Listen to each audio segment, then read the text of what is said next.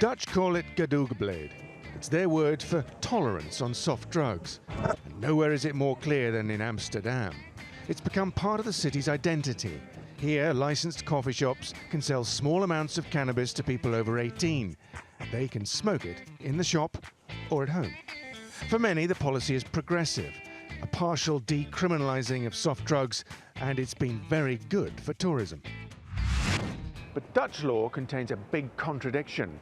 While it may well be legal to sell things like cannabis and hashish in so-called coffee shops, it's still illegal to grow it and produce it in the first place. So you may run a legitimate business selling, but you have to break the law to buy your product. And that's where the criminals step in.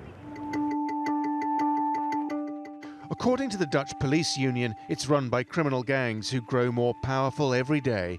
It's the dark side of the Dutch drug story. In a recent report, the police union said, "The Netherlands fulfills many characteristics of a narco-state. Detectives see a parallel economy emerge. Criminals develop into wealthy entrepreneurs who establish themselves in the hospitality industry, housing market, middle class and travel agencies."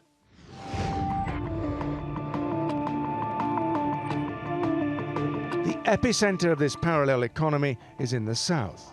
Away from the big city, away from the police, it's where the drug criminals produce cannabis in farm sheds like this one, recently busted by the police. Hendrik runs a coffee shop in the city of Breda. Here you can buy 5-gram bags of marijuana or hash for €10. The atmosphere is predictably relaxed. It's busy. But Hendrik thinks the system is broken.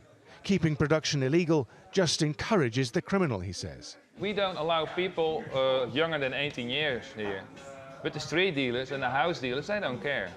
They sell to 16-year-olds, they sell to 12-year-olds. Money is money for them. They don't pay taxes, we pay taxes.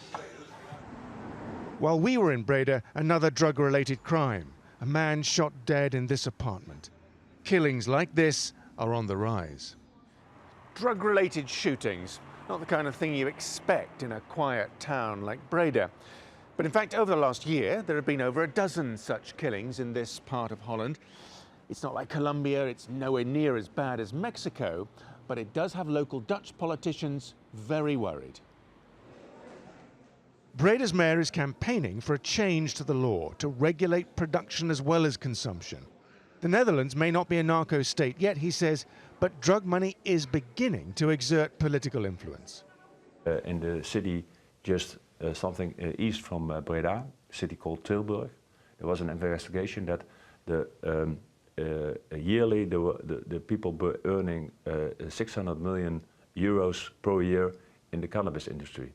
And that's more or less the same amount, same budget as the local government by itself has. More and more vulnerable young people are being drawn in by the lure of easy cash, and short prison sentences aren't much of a deterrent. The youth is laughing about the punishment they get now from drugs-related crime. And then it's the money they earn with it, it's more than the punishment it's worth doing the time. Yeah, it's worth doing the time. The time is so short, so they think tomorrow I have 10,000 euro and I have a party again.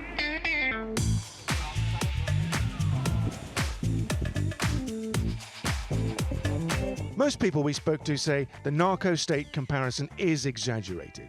There's no appetite to shut down legal drug use in the Netherlands, but they know the current system isn't working.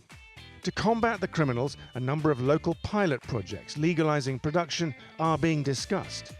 In Breda, they're convinced this is the solution, and they hope their town will be chosen.